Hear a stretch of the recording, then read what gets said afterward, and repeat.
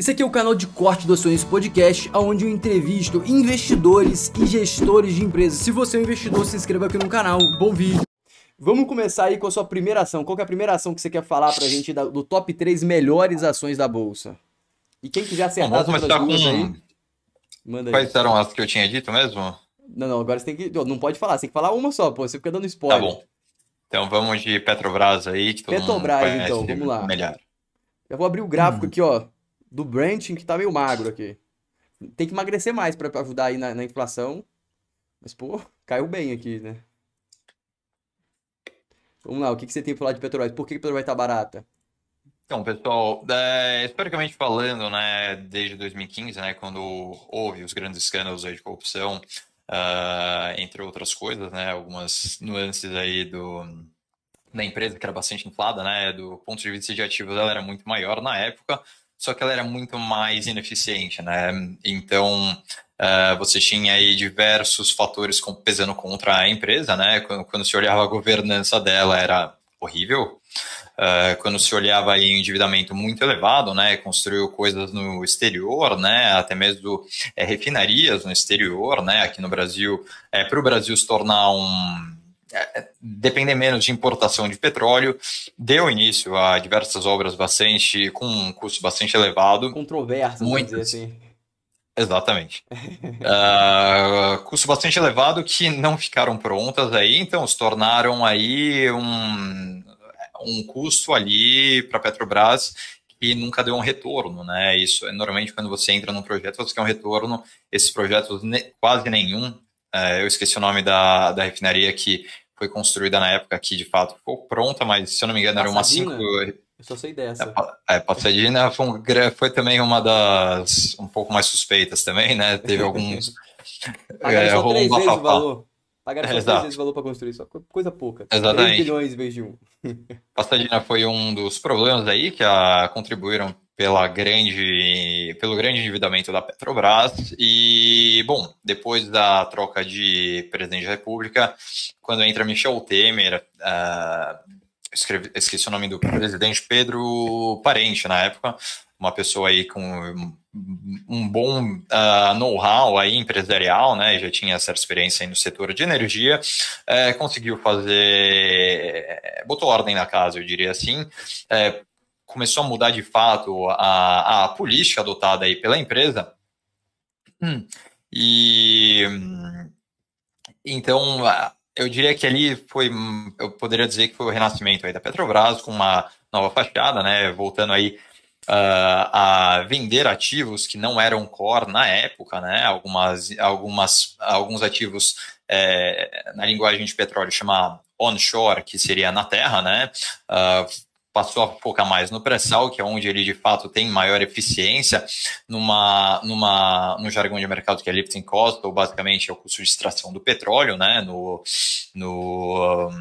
downstream, né? Quando você tem a plataforma ali de foto, por exemplo, a Petrobras, plataforma ali no meio do oceano que fica tirando petróleo. Ali é a divisão chamada de exploração e produção, né? E&P em inglês, que é onde a PetroRio e 3R exploram, né? Aí depois você tem ainda o downstream, que seria o refino, né? Que é onde o Brasil, apesar de não ser mais por lei monopólio da Petrobras, na prática é porque ninguém quer participar aí de leilões, muito por conta do ambiente de negócio bastante não atraente, né, para o investidor estrangeiro. Né? Explica para a galera aí por que a bomba estoura no refino, por que ninguém quer investir no refino. Porque ali você tem um controle de custo, né, a Petrobras aí com o PPI e agora o governo querendo tentar interferir no preço de refino, você acaba tendo um desincentivo para trazer o investimento fora, portanto, exploração e produção seria, eu diria, o filé mignon aí da cadeia produtiva do petróleo,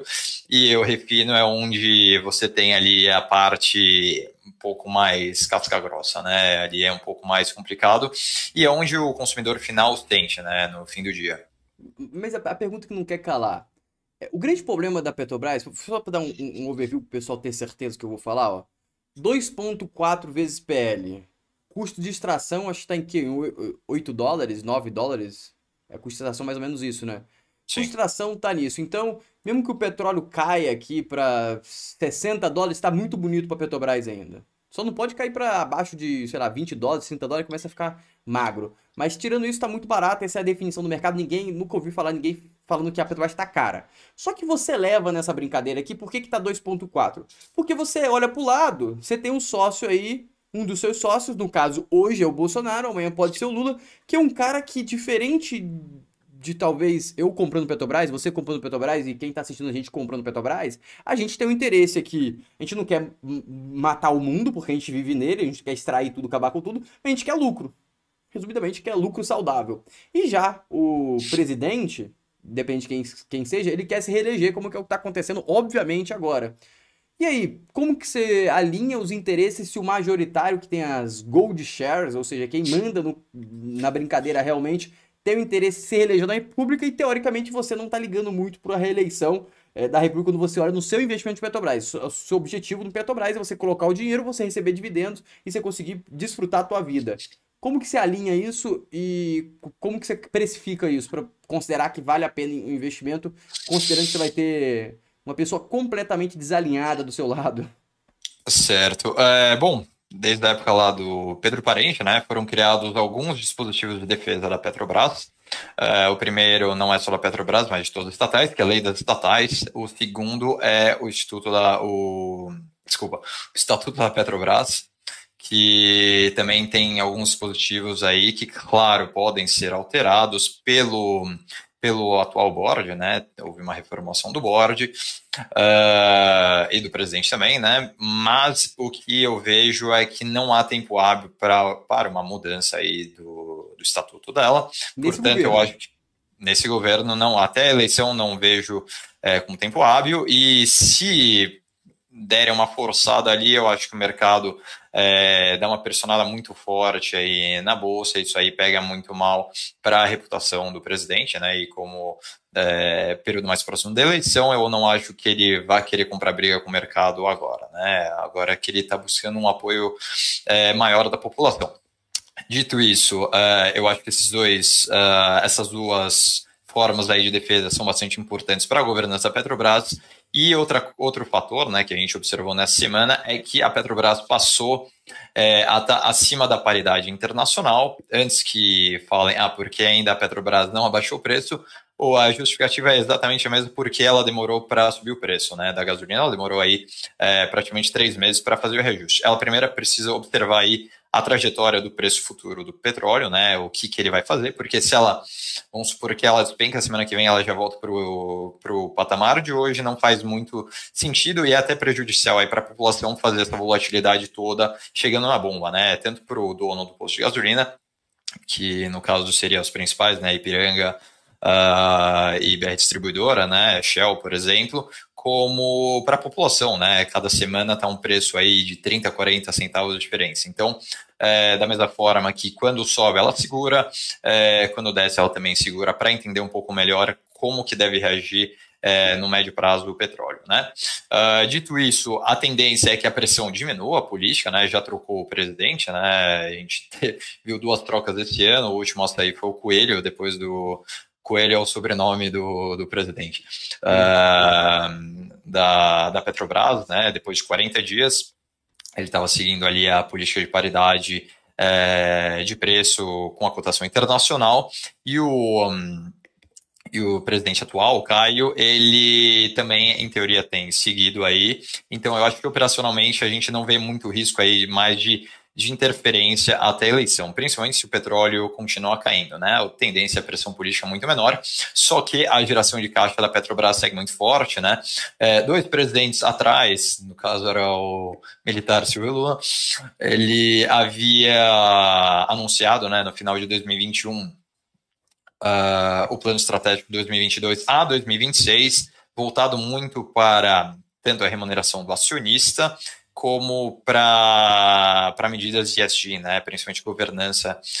Isso aí chamou acabou chamando bastante a atenção do mercado internacional. A Petrobras voltou a fazer parte do índice de sustentabilidade do Dow Jones nos Estados Unidos. Ela já fez parte até 2014, foi tirada em 2015 por causa daquelas peculiaridades da empresa e voltou a fazer parte. Então aí ganhou uma nota bastante positiva aí do ponto de vista ESG, diga. Mas, Rodrigo, você falou que a bola não consegue virar e dar gol contra até a eleição. E depois? Vamos supor o Lula. O Lula é um cara criativo. Sendo sincero, eu acho que o nível de criatividade do Bolsonaro é até limitado.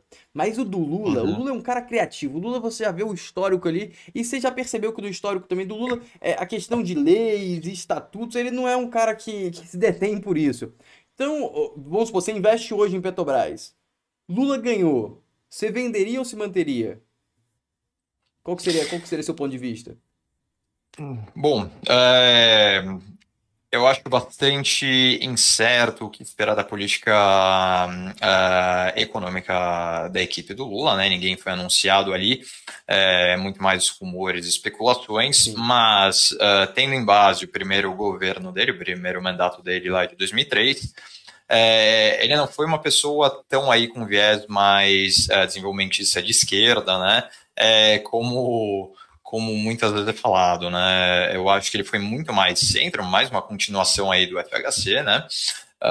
Portanto, eu acho que o risco de interferência não é extremamente alto. Assim, ele sabe que Petrobras é o maior pagador de impostos do Brasil, né? Então, de certa forma, quanto maior o lucro da Petrobras, maior a arrecadação do governo, né? O que eu acho que pode ser pensado é alguma forma aí de alguma reserva para tentar compensar